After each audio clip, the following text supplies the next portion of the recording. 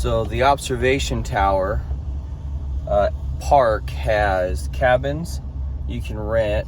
It's got a trailhead, so it's got a pretty nice trail, I guess, which we'll take a look at, see what it kind of looks like. And it's got the tower. Check out the tower.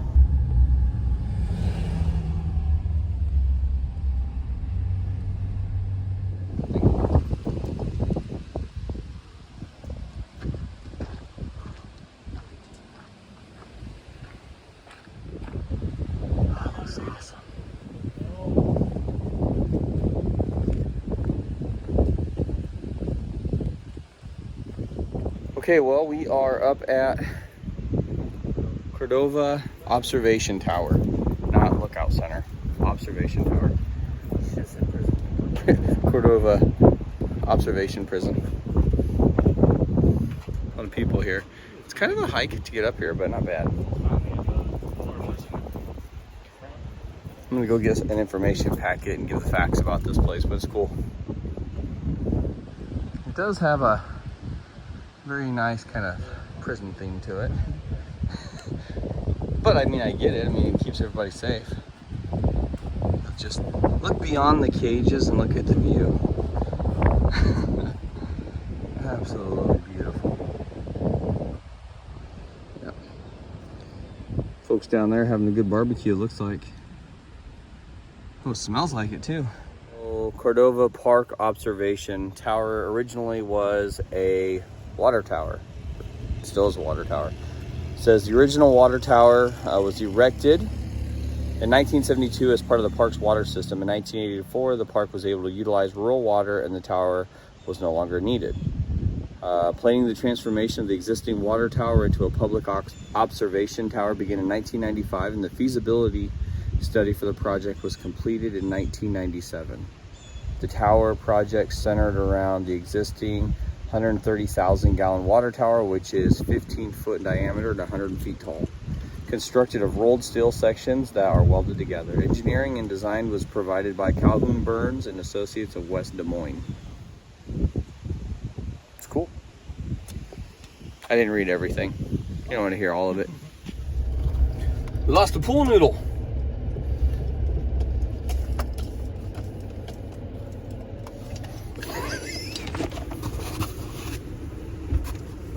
Excuse me, sir, did you lose something? Oh my god, I see something like, what the? And I see my thing going like that. Whatever. I thought my rope maybe broke or something like that, but I guess the wind's just too much for it. Yeah, it must have been. Hey, you want one of these things? Like a pad or something? When you say you need a pad? Yeah, I need a pad for my butt. Road find. See, good thing you lost your pool noodle. I needed a pad for my butt anyway. What?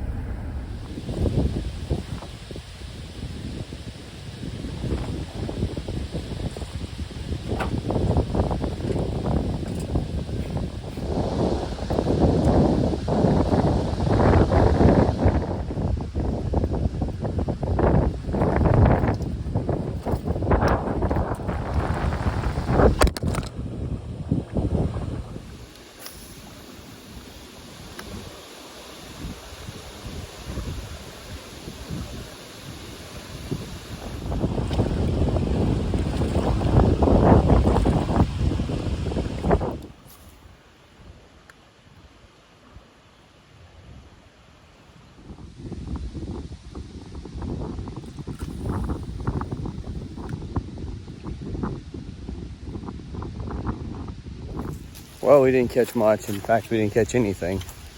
But we were talking about doing some lunch and then getting on the kayaks, but we realized we have everything with us, so we're just gonna pull up out of here a little bit, get off the water and get out of the wind, and make some lunch.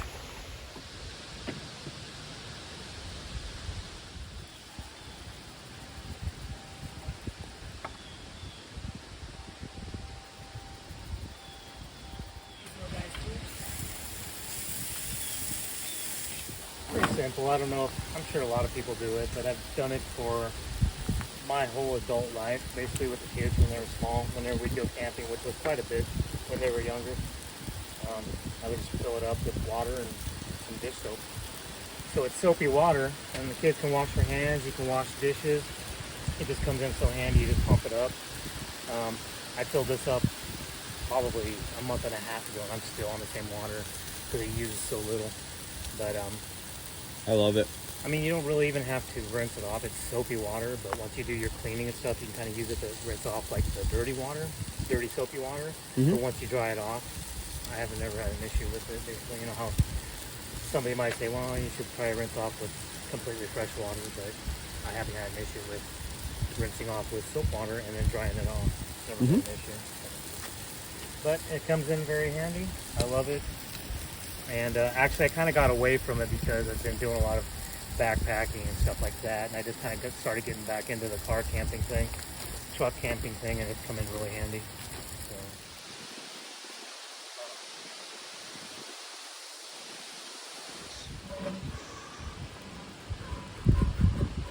Oh yeah.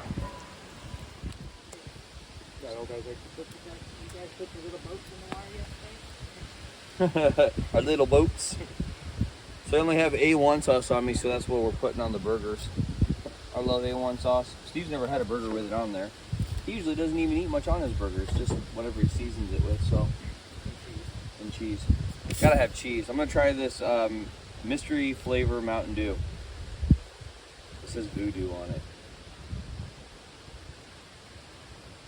Think it's a Halloween thing? Probably.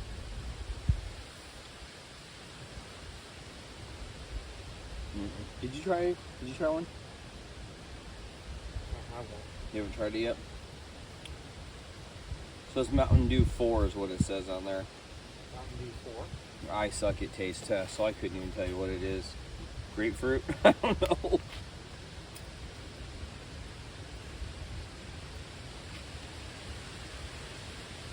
I kind of want to say grapefruit. It's got like a... Does it taste like a squirt? Kind of. Kind of tastes like squirt, but I was going to say, but it has like a... It kind of looks like squirt. It has a bit of a fruity note to it. I don't know, it has like a... I don't know, it's... I'd have to say grapefruit is kind of a fruit. Yeah, it is, but It does have a like a nice sweet, name. like a sweeter... like a sweeter flavor. So I'm going to do the first bite rule. This is the beef.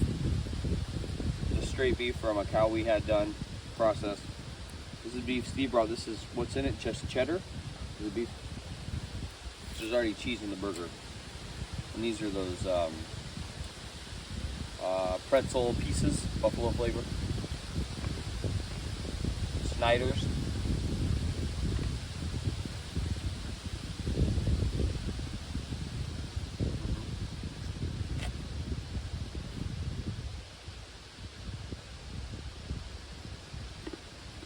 Alright, so Steve tried his. And it says it doesn't taste like any type of soda that he's ever, or he called it a pop. Like any type of pop he's ever tried. A soda pop. Soda pop. He said it, what'd you say it tasted like? Smarties. Like a Smartie. Like, see, I told you I suck at this game. That doesn't mean really what it tastes like. It's just what I taste. You might taste steak. Taste steak? This is the best tasting steak soda I've ever had. I like just regular plain chips. Yeah, me So too. this is basically the same thing, just with pepper on it too. And I like pepper, so.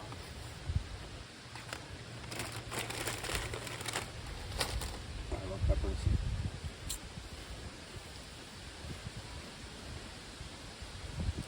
Man, those are good.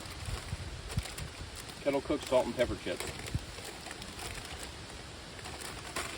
From Hy-Vee. Shop Hy-Vee. Do they even have that commercial still? They have a commercial. If you don't have a Hy-Vee near you, you have no idea what we're talking about. They have a commercial. This guy. Oh, we're screwed around out here talking. It's slowing down now, man. Talking and messing around and just bullshitting, and it stopped, and it started raining, but it like dumped on us super fast. Oh well, we're good. little rain never hurt, but not when you got all your stuff out. That sucks. The sky, clouds are moving so fast. You can see how, you might not be able to see how fast they're moving, but they are. So I'm gonna help Steve get cleaned up here, and hopefully we'll still be able to get the boats in the water. We'll see. I think we're gonna head back to our camp to make sure our bikes are still chained up to the picnic table where we left them. And I left the charcoal out on the picnic table. I meant to put it under the picnic table, so. Yeah, it's just getting worse.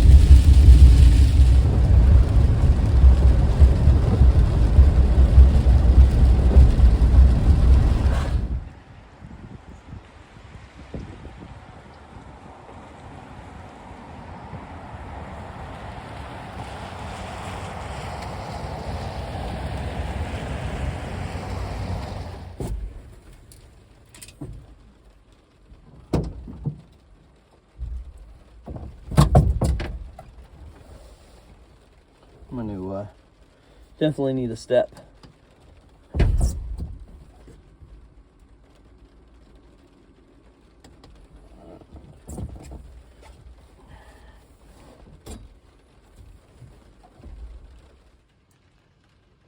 Kind of hear the rain pitter-pattering down on us. It's all right. We're just chilling.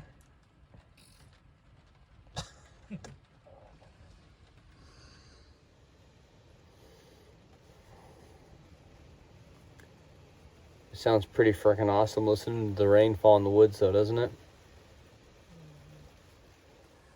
Well, I looked it up. Looked up what? The Mountain Dew Voodoo Mystery Flavor. You know what it is? Passion fruit? Passion fruit. It is lemon, lime, grape, and strawberry.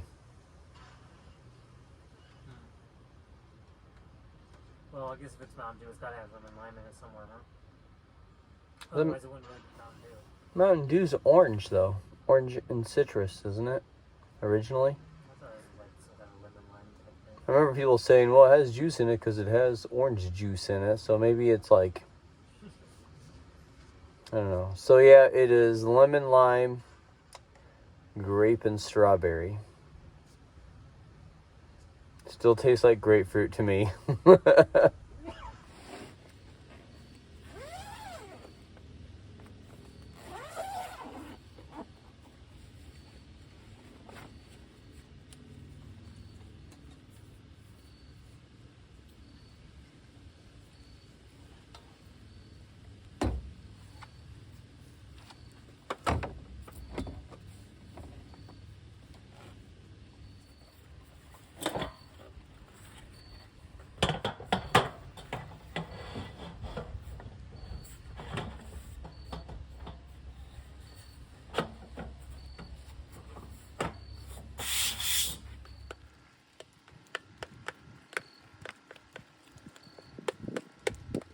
This wood here to knock the coals over. How dangerous! The wood's wet. Relax. Because it's raining. Some beef from. This is the same beef from the same cow. Are you sure? Well, When you take it to the thing, you know. well, actually, I don't know if you've ever been to the Anita Meat Market before, but if you have, my point is, if you haven't, they only process one cow or one cow at a time. Yeah, one cow at a time. And it's pretty interesting when you show up there. Like, you can go in and like see your cow being processed, and it's like a bunch of people around like one area, one table, and they're processing the whole cow. Interesting. Maybe a little gross for some people, but very interesting. You think the matter what? Oh yeah. Well, yeah, true. But it'll only burn if you have too much heat under it. Yeah, too bad I I didn't bring that thing. We could have set it up like right over the iron, so there's not like an actual fire.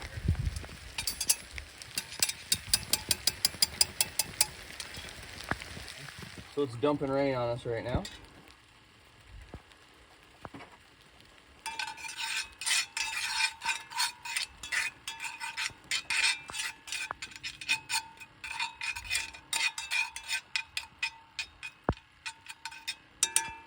I'm gonna layer just this bottom with some meat sauce.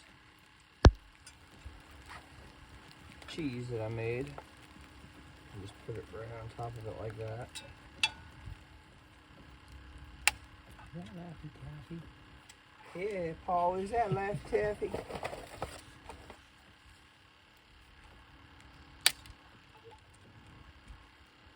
put some more meat on top there. With some sauce.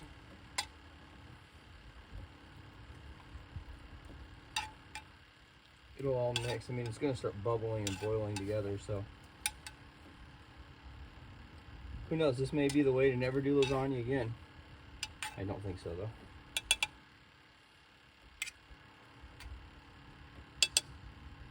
Some more of this cheese sauce. There we go.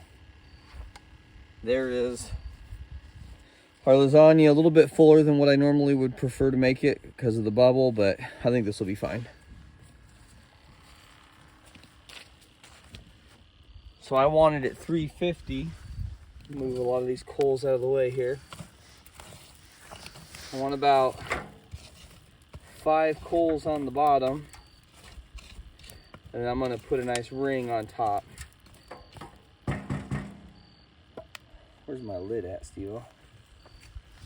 So I'm gonna get these coals lined up now on the bottom. 1, 2.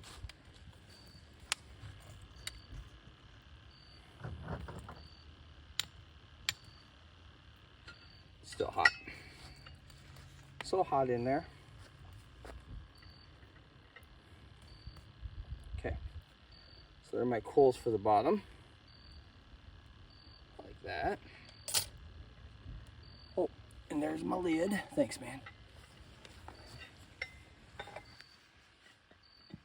There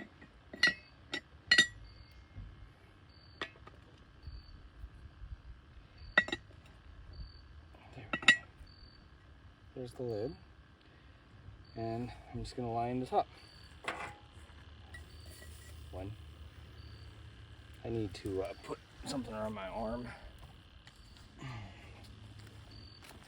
Is that fire hot, Shane? Yeah, well, it's definitely, yeah. 2, 3. I bet you wish you were a fireman. I do. 5.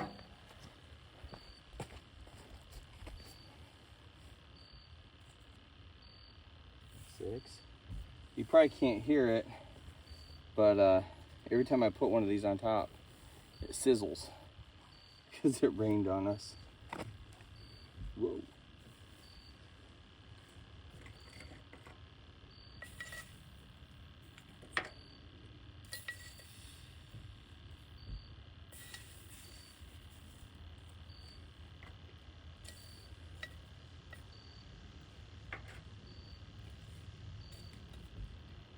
All right, there's 11. It's kind of uneven. I want to try to straighten this thing out.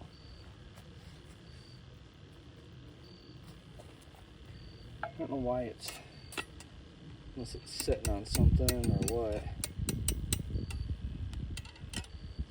It's sitting on coals, ain't it? It is. There, it's better. Okay. Now we'll leave it here about 35 minutes. I'll probably have to change these coals, especially the ones underneath, but we'll see. About 35 minutes and we'll come back and check it out. I'm gonna do 2 things. One, I'm gonna check it just real quick because this is smaller than the one I'm used to. Oh my goodness, look at that. Oh yeah. So, but what I am gonna do is, they say every 15 minutes, you should, so you don't get a hot spot, is turn your Dutch oven quarter of a turn, one direction, and I need to go maybe a little more less than that. There we go. Get under that, Mr. Cole. All right, there we go. This pit, there we go. This little fire pit that we're using there has like a weird like lump in it, unfortunately. Okay, but I don't want to have a hot spot. And when you rotate that one way, rotate the lid quarter of a direction the other way. And we'll be back with that guy here soon. Okay, so it has been 35 minutes total after the rotating and the cooking. Let's go ahead and take a look at this real quick. Oh my, look at that, Steve. Yowza. Oh, and the noodles are definitely done. So I'm going to knock these off here off the top. And this isn't quite done yet. And the reason why I say that is because even though I'm pulling it off the coals, I'm gonna let it set for about 15 minutes before we eat it. Because if we just dig into it right now, it's just gonna flop all over our plates and look like slop. So, and it's cast iron, so actually it'll continue to cook. I normally, in my bigger Dutch oven, leave it in for like 40 to 45 minutes. So we'll see how this works out. Here is that lasagna. Let me bring you down first and show you a visual of this. Oh, look at that. Looks nice. All right, man, here we go. Oh, look at that. Here you go, Steve. Thank you. You're welcome. You're welcome. I'm gonna come over here and grab me this piece. Oh my gosh. Oh yeah. That looks great. 5 coals on bottom, 11 coals on top, 35 minutes. That's it.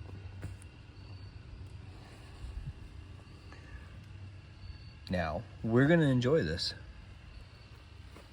and our awesome campfire. So Steve and I were just talking about flannel sheets, and I asked him if he ever had flannel sheets before, not just like the weird print flannel. And I guess I didn't really know the difference between flannel and like other than the material, so I looked it up and stuff, and flannel is flannel. It could be made out of cotton, it could be made out of like other textiles, polyester, whatever else, but it's put together in a method they call napping, which makes it like kind of furry or fuzzy feeling. And the reason why they're warmer is because since they're furry or fuzzy, it traps pockets of warm air like insulation in them. If you look on the inside, it's like, looks really furry. So that's why flannel is so warm, because it catches little pockets of warm air and holds it like insulation. I didn't know that. I just thought flannel was warm because it was flannel. The more you know.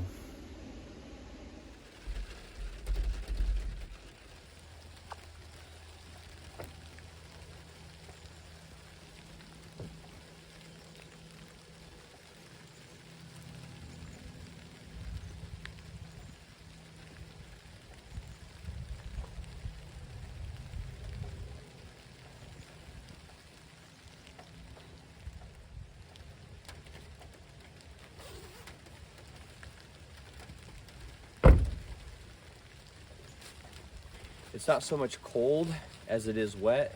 So putting on this rain defender, the rain's beading off of me.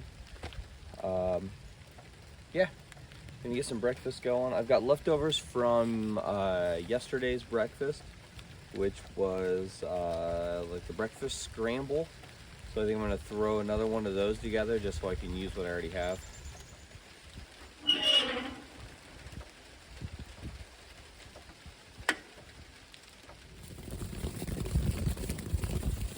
Oh well, stupid rain.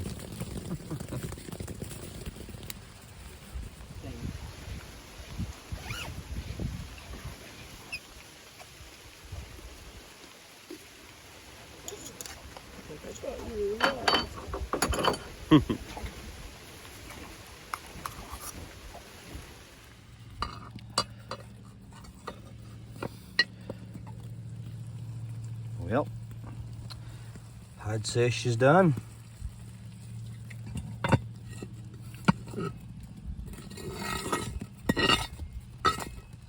So good.